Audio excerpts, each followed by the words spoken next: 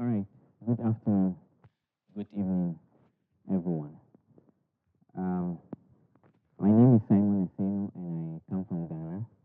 I'm studying at the UNC School of Global Public Health towards a Master of Public Health degree and majoring in global health.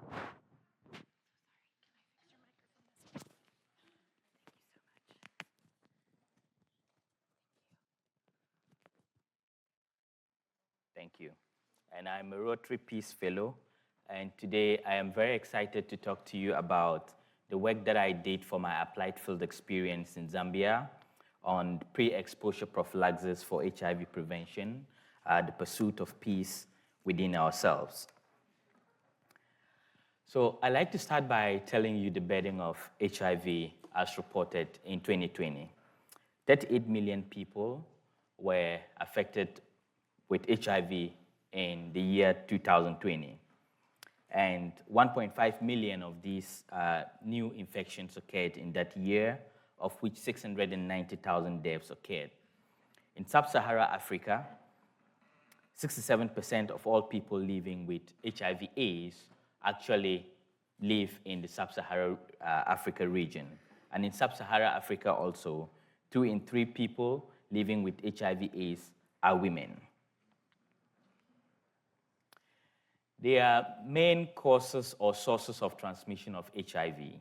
Unprotected sexual intercourse with an infected person ranks number 1, then intravenous drug use, blood transfusion, mother-to-child transmission also. However, a lot of work has been done with respect to mother-to-child transmission, which has resulted in fewer cases of mother-to-child transmission of HIV. What is HIV pre-exposure prophylaxis? PrEP is basically medication that can reduce the risk of HIV transmission among people who are at high risk of acquiring the virus. And PrEP is taken before potential exposure to HIV, such as before sexual activity or injection drug use. For PrEP to be effective, it needs to be taken consistently and also needs to be taken correctly. There have been advances in HIV treatment, care, and prevention, and I would like to acknowledge the contributions of Duke and UNC researchers, which led to the development of the first antiretroviral called AZT, which was approved in 1994. Studies had begun way back in 1987. By 2004, another study, which is the IPREX study, which was the first clinical trial of oral PrEP, was launched. And by 2016, many other studies had happened, and results had shown that antiretrovirals were very beneficial. The latest advancement was in 2019, when the FDA approved long-acting injectables for high-risk adults. So what is the problem that I was involved in researching in Zambia? We know that PrEP is effective, but 2 major challenges exist that relate to ensuring PrEP effectiveness in sub-Saharan Africa. The first one is the non-adherence to the treatment regimen, because the current PrEP regimen in sub-Saharan Africa requires that people at high risk take the medication on a daily basis. And people do forget, and as a result of that, it creates a problem. There is also the issue of stigma. People who go to the health facility to take these medications, and community members know that they take medications that prevent HIV, are highly stigmatized. Now, to address these barriers, what if there is daily adherence? Daily adherence was not required, or people could choose the PrEP delivery method that suited them the best. With respect to the first one, daily adherence not being required, that means that if it were possible that we had PrEP medication that 1 pill could be taken every 6 months, or 1 injection taken and the person would be protected for a whole year, that would solve the problem of adherence. And with respect also to the choices, what if people can walk to the clinic to decide that, okay, I want to take an injection, or I want a pill, or I want a suppository, the same way that we have women today who have choices with respect to contraception. Many women can walk to their healthcare provider and choose what contraceptive method that they want. That is the world that we are aspiring for with regards to HIV pre-exposure prophylactic medications. Now, I was involved in the study in Zambia, and for two reasons.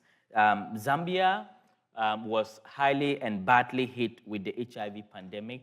It's one of the countries that was highly hit with the HIV pandemic in sub-Saharan Africa. But Zambia also has a very good regulatory environment for clinical trials and the protection of human subjects. And so that is one of the reasons why the study was situated in Zambia.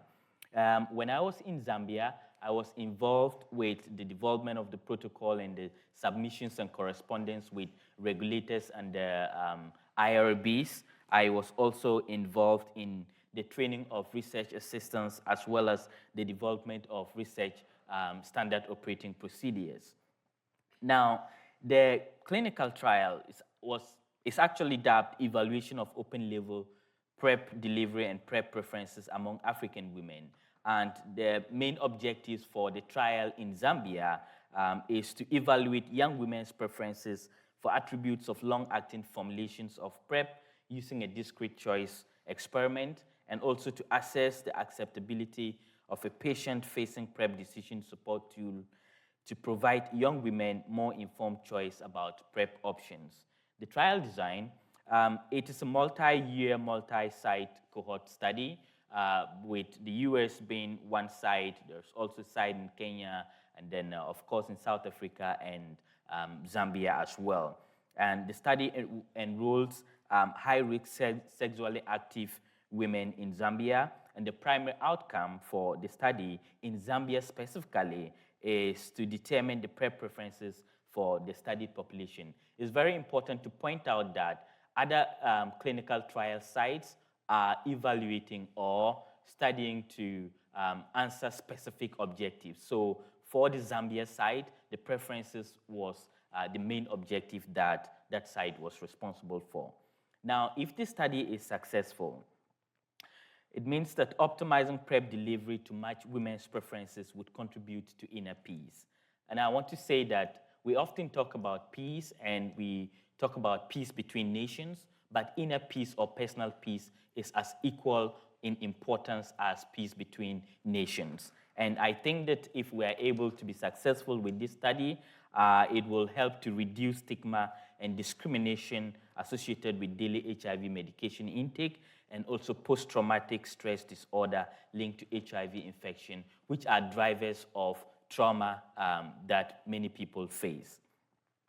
I would like to end with a call to action that funding needs to be scaled up for PrEP research and implementation. It's not yet widely available, and there continues to be major stockouts. That is like the medication usually gets out of stock a lot of the times in sub-Saharan Africa, and it's not yet become a routine part of prevention packages. I would like to acknowledge and to thank the Duke-UNC Rotary Peace Center, the Bill and Melinda Gates Foundation, which is partly funding the study, the Rotary Foundation, and the Gillings School of Global Public Health for all of their contributions and investments in my education and stay here in the United States. Thank you very much. And that is me.